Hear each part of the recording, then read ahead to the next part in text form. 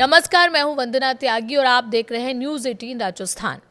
आज हम बात करेंगे उस खबर की जिसने करोड़ों यूपीआई यूजर्स के बीच हलचल मचा दी है। सोशल मीडिया पर लगातार ये दावा किया जा रहा है कि अब यूपीआई से भुगतान करना महंगा हो सकता है और 2000 रुपए से ऊपर के ट्रांजैक्शन पर चार्ज लग सकता है।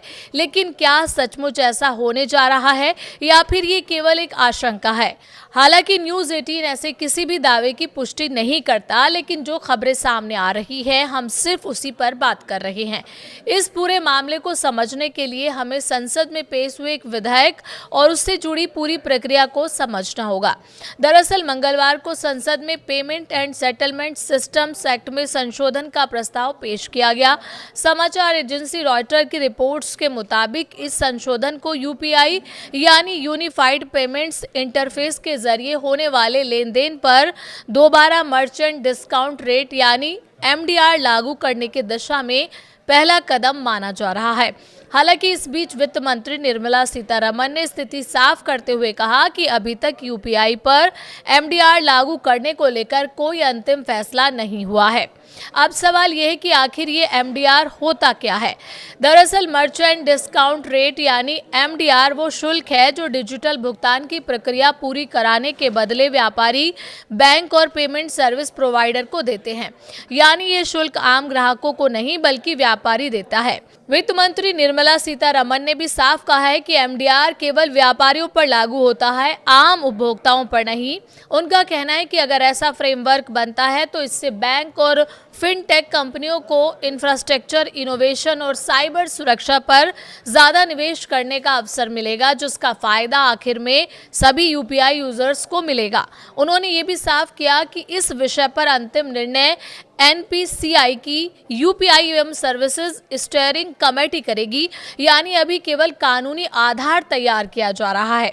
वास्तविक निर्णय तब होगा जब संसद टैक्सेशन एंड अंडर लॉज विधेयक 2026 को पारित करेगी और उसके बाद संबंधित समिति इस पर फैसला लेगी। अब यहाँ ये समझना भी जरूरी है कि आखिर इंडस्ट्री लंबे समय से एमडीआर की मांग क्यों कर रही है। डिजिटल पेमेंट इंडस्ट्री से जुड़े लोगों का कहना है कि यूपीआई का इस्तेमाल जितनी तेजी से बढ़ रहा है उतनी ही तेजी से उसे चलाने की लागत भी बढ़ रही है।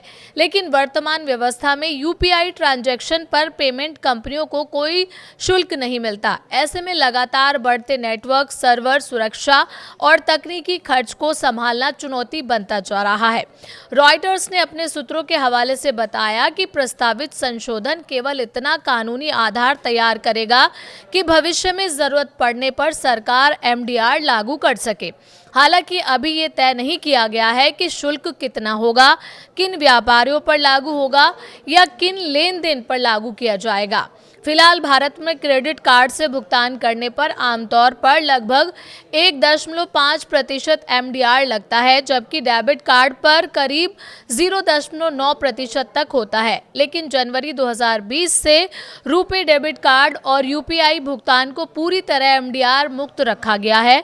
यही वजह है कि आज छोटे दुकानदारों से लेकर बड़े कारोबार तक यूपीआई सबसे लोकप्रिय भुगतान माध्यम बन चुका है।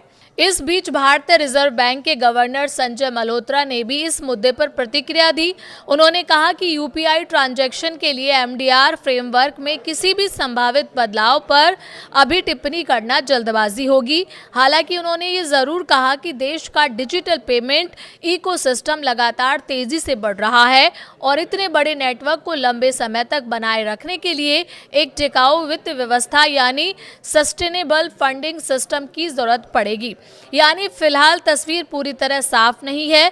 एक तरफ सरकार कह रही है कि अभी कोई अंतिम फैसला नहीं हुआ है, वहीं दूसरी तरफ उद्योग जगत का कहना है कि बिना किसी राजस्व मॉडल के इतनी बड़ी डिजिटल व्यवस्था को लंबे समय तक चलाना आसान नहीं होगा। अब सवाल यह है कि अगर भविष्य में एमडीआर लागू होता है तो उसका असर किस पर पड़ेगा? क्या व्यापारी ये अतिरिक्त लागत खुद उठाएंगे या फिर आखिरकार इसका बोझ ग्राहकों पर आएगा? इसी सवाल को लेकर विपक्ष, उद्योग जगत, सोशल मीडिया और आर्थिक विशेषज्ञों के बीच बहस तेज हो गई है। कांग्रेस कांग्रेस ने इस मुद्दे पर सरकार पर आरोप लगाए हैं।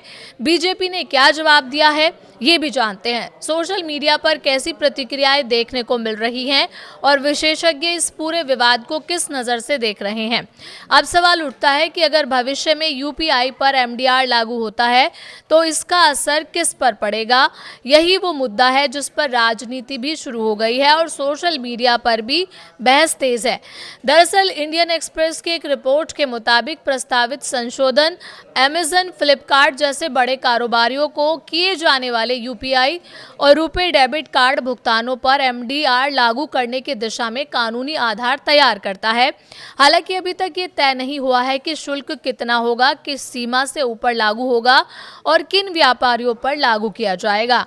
दिलचस्प बात यह भी है कि ये पूरा विवाद ऐसे समय में सामने आया है जब बिल पेश होने से ठीक एक दिन पहले प्रधानमंत्री नरेंद्र मोदी कार्यालय ने अपने आधिकारिक एक्स अकाउंट पर बताया कि जुलाई महीने में भारत में यूपीआई के जरिए 23.66 अरब ट्रांजैक्शन हुए, जो अब तक का सबसे बड़ा रिकॉर्ड है। यानी एक तरफ सरकार यूपीआई की ऐतिहासिक सफलता का जश्न मना रही है तो दूसरी तरफ एमडीआर को लेकर नई बहस शुरू हो गई है। इस बीच कांग्रेस ने इसे संभावित कदम को लेकर सरकार पर तीखा हमला बोला। कांग्रेस ने आरोप लगाया कि सरकार अब लोगों की जेब पर नया बोझ डालने की तैयारी कर रही है। पार्टी ने अपने बयान में कहा कि सरकार आपकी जेब काटने का प्लान बना चुकी है। जल्द ही 2000 रुपये से ज़्यादा के यूपीआई पेमेंट पर वसूली की जा सकती है। लोग पहले ही महंगाई से परेशान हैं, लेकिन सरकार ने नए नए तरीके से आम जनता पर बोझ डालना शुरू कर दिया है। हालांकि ये कांग्रेस का राजनीतिक आरोप है। सरकार की तरफ से अभी तक ऐसा कोई अंतिम फैसला घोषित नहीं किया गया है कि 2000 रुपये से ऊपर के हर यूपीआई भुगतान पर शुल्क लगेगा। अब जानते हैं कि बीजेपी की तरफ से इस पूरे विवाद पर क्या प्रतिक्रिया आई। बीजेपी सांसद और confederation of all India traders के महासचिव प्रवीण खंडेलवाल ने समाचार एजेंसी से कहा कि पहले विधेयक को पूरी तरह सामने आने दीजिए। उन्होंने कहा कि अगर सरकार ऐसा कोई कदम उठा रही है तो उसके पीछे निश्चित रूप से कुछ तार्किक कारण होंगे। उनके मुताबिक भारत ने जिस तेजी से डिजिटल भुगतान को अपनाया है वो दुनिया के लिए एक उदाहरण बन चुका है। यूपीआई ट्रांजैक्शन का स्तर वैश्विक रिकॉर्ड है। उनके मुताबिक जब विधेयक के पूरे प्रावधान सामने आएंगे तब स्थिति पूरी तरह साफ होगी। उनका कहना है कि इससे डिजिटल भुगतान व्यवस्था और मजबूत हो सकती है।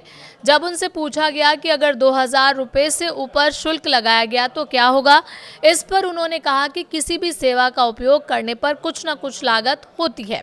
उन्होंने ये भी कहा कि 2000 रुपये तक के लेन देन को इसलिए छूट दी गई है ताकि आम लोगों पर अतिरिक्त बोझ ना पड़े। उनका तर्क था कि यदि अतिरिक्त सुविधाएं और बेहतर सेवाएं दी जाती है तो मामूली शुल्क स्वीकार किया जा सकता है, ठीक वैसे ही जैसे बैंकिंग सेवाओं पर अलग अलग चार्ज लगते आए हैं।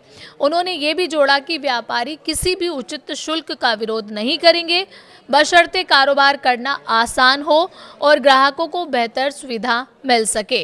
लेकिन ये बहस केवल राजनीतिक गलियारों तक सीमित नहीं रही।